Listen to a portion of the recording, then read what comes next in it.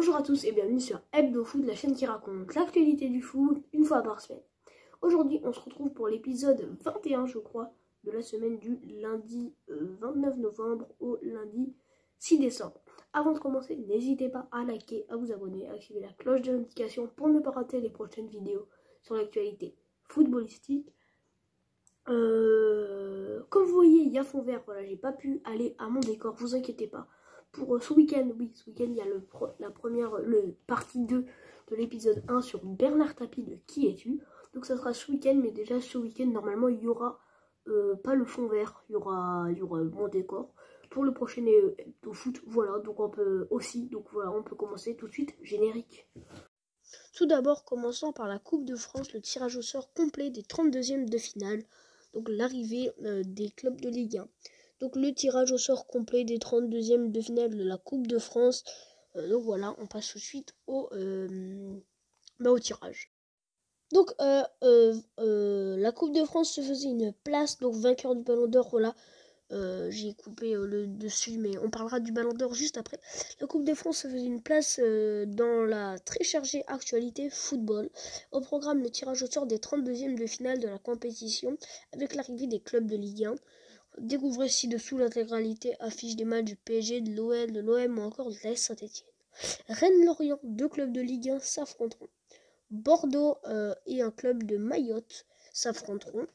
Deux clubs dont R2, N2, on s'en fiche un peu. Vous avez Angers qui affrontera un club de N3.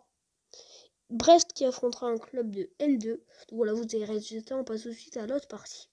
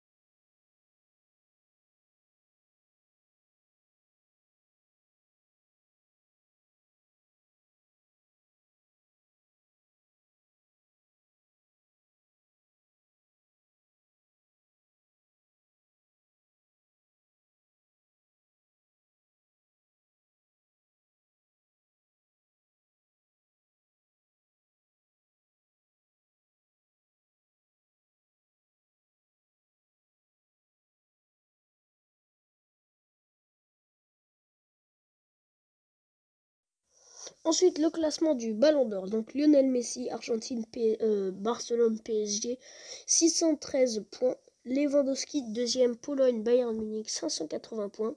Jorginho, Italie, Chelsea, 460 points. Karim Benzema, on en reparlera plus tard, enfin juste après. France, Real Madrid, 239 points. N'Golo Kanté, France, Chelsea, 186 points. Cristiano Ronaldo, Portugal, Juventus, United, 178 points. Mohamed Salah, Égypte, Liverpool, 121 points. Kevin De Bruyne, Belgique, Man City, 73 points. J'ai oublié Kylian Mbappé, 9e avec 58 points. France, PSG. 10. Gianluigi Donnarumma, Italie, AC Milan, PSG, 36 points. Erling Haaland, Norvège, Borussia Dortmund, 33 points. Lukaku, Belgique, Inter Milan, Chelsea, 26 points. Giorgio Chiellini, Italie, Juventus, Turin, 26 points. Bonucci, Italie, Juventus, 18 points. Raheem Sterling, Angleterre, City, 10 points. Neymar, Brésil, PSG, 9 points. Luis Suarez, Uruguay, Atlético de Madrid, 8 points. Et vous avez donc les derniers, enfin 18e, les joueurs, je vais pas tenter de prononcer. 19e, Messaoud Mout, Angleterre, Chelsea, 7 points. Riyad Mahrez, Algérie, Manchester City, 7 points. Bruno Fernandes, Portugal United, 6 points. Lautaro Martinez, Argentine, Inter, 6 points. Harry Kane, Angleterre, Tottenham, 4 points. Pedri, Espagne, Barcelone, 3 points. Phil Foden, Angleterre, City, 2 points. Nicolas Barella, Inter, Milan, 1 point. Et donc Ruben Dias, 27e, avec 1 point.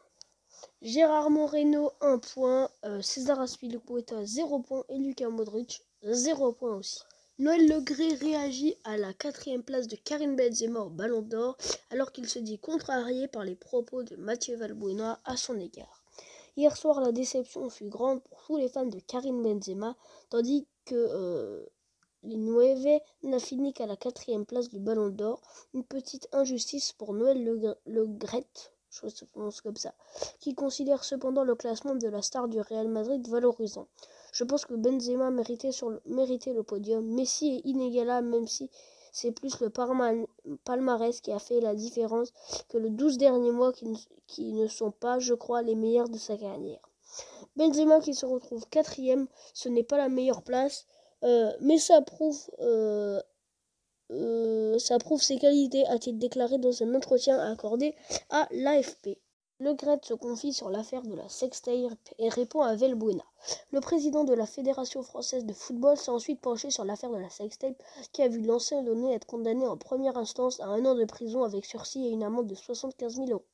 Le Graët regrette le timing. Cela fait 6 ans, franchement, elle revient à un moment où on était peut-être un peu en difficulté après l'élimination à l'Euro.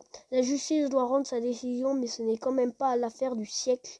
Faire revenir Benzema sans arrêt dans cette affaire, c'est très compliqué.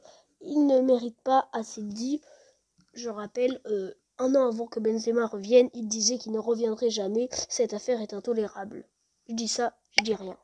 L'homme d'affaires de 79 ans a ensuite répondu aux propos de Mathieu Valbuena qu'il avait qualifié de fantôme, estimant ne pas avoir été soutenu par la Fédération française de football dans cette affaire. J'étais plutôt contrarié. Il est victime mais n'a pas été accusé. Je l'aime bien comme joueur, c'est un garçon qui a beaucoup donné. C'était peut-être un mauvais réflexe de ma part de ne pas l'avoir appelé, mais on ne l'a jamais considéré coupable. Défendre un petit peu Benzema, peut-être qu'il en a souffert et je ne l'ai pas bien compris, mais ça ne change en rien l'estime que j'ai pour lui, a-t-il conclu. Reste à savoir si cela suffira à peser les rancœurs de l'ancien de l'OM et de l'OL qui évolue désormais du côté de l'Olympiakos. La terrible stat de Neymar, 50% des matchs joués. Donc on va parler de l'historique des blessures de Neymar. Touché à la cheville dans la victoire contre l'AS Saint-Etienne, Neymar souffre d'une entorse de la cheville gauche avec lésion ligamentaire, a indiqué le PSG lundi, précisant que Après avoir annoncé son indisponibilité de 6 à 8 semaines, nous allons parler de cet énième pépin physique qui vient s'ajouter à la liste déjà longue des déboires du joueur de 29 ans, régulièrement lâché par son corps depuis son arrivée dans la capitale française. Les chiffres sont sans appel depuis son transfert en provenance de Barcelone. L'attaquant n'a joué qu'environ la moitié des matchs de l'équipe francilienne, 130 matchs sur 237 possibles, soit 54,8%. 10 948 minutes jouées sur 21 450 possibles, soit 51%. Si on déduit l'absence pour suspension, 10 matchs, ou celle liée à une mise au repos dessinée par le club, 13 matchs, le Brésilien a tout de même manqué 38% des rencontres disputées par le PSG. Alors que Pochettino va encore devoir se passer de ses services pendant plusieurs semaines, retour sur les principales périodes de blessure de Neymar depuis ses débuts à Paris. Match joué par Neymar et par le PSG. 2017-2018, 30 sur 55. 2018-2019, 28 sur 55. 2019-2020, 27 sur 49. 2020-2021, 31 sur 57.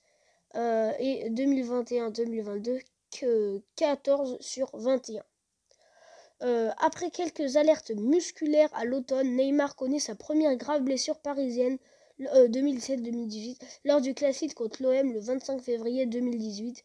Une fracture du 5e métatarsien du pied droit qui le tient écarté des terrains pendant plus de 80 jours. 16 matchs d'indisponibilité. 2018-2019. Rebelote la saison suivante après plusieurs soucis musculaires mineurs et environ 1 an après une blessure contre Marseille, le Brésilien se fracture de nouveau le métatarse du pied droit, je ne sais pas si ça se prononce comme ça. Bilan des courses, 85 jours d'absence et 18 matchs manqués. Là encore dans la phase décisive de la saison, forfait lors de l'élimination contre Man United en C1. 2019-2020, de nouveau touché après la Seleção en juin 2019, pas 2029. Il subit une rupture des ligaments de la cheville droite. Forfait pour la Copa América, il ne retrouve l'entraînement collectif que 2 mois et demi plus tard. En octobre, ce sont cette fois les ischio-jambiers qui le font souffrir pour, j'arrive pas à lire combien de mois d'indisponibilité, vous les avez écrits. Absent, donc 2020-2021, absent 3 semaines entre octobre et novembre en raison d'un souci aux adducteurs. Il sort également sur civière dans les derniers instants de la rencontre contre l'OL en décembre, entorse plus os, et manque 1 mois de compétition.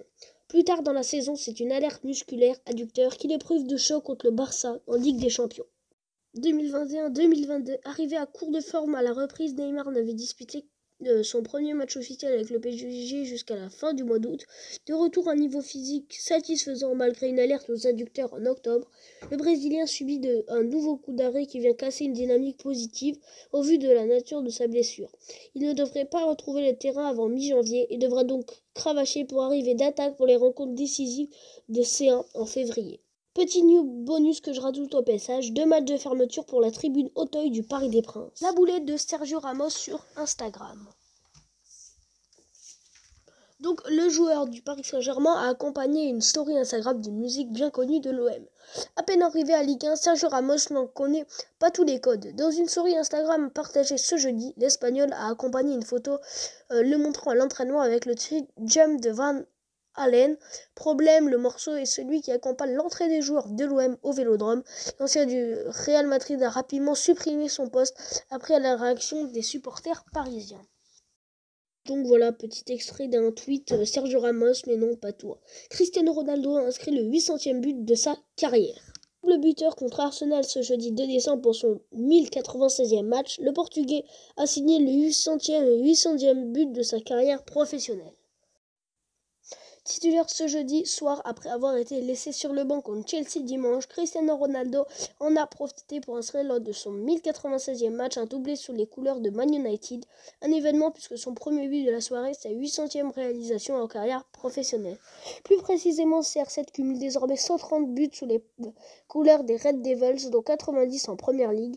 C'est aussi son 45e but de l'année 2021. Rapide récapitulatif des buts de Cristiano Ronaldo en club et sélection.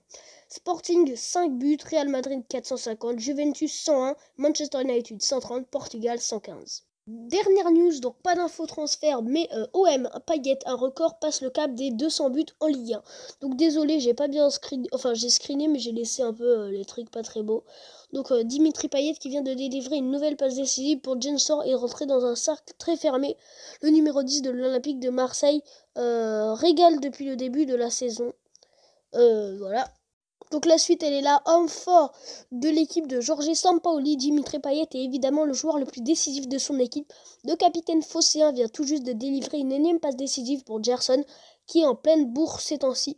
Sa 5e passe décisive de la saison, mais surtout la 103e de sa carrière en Ligue 1.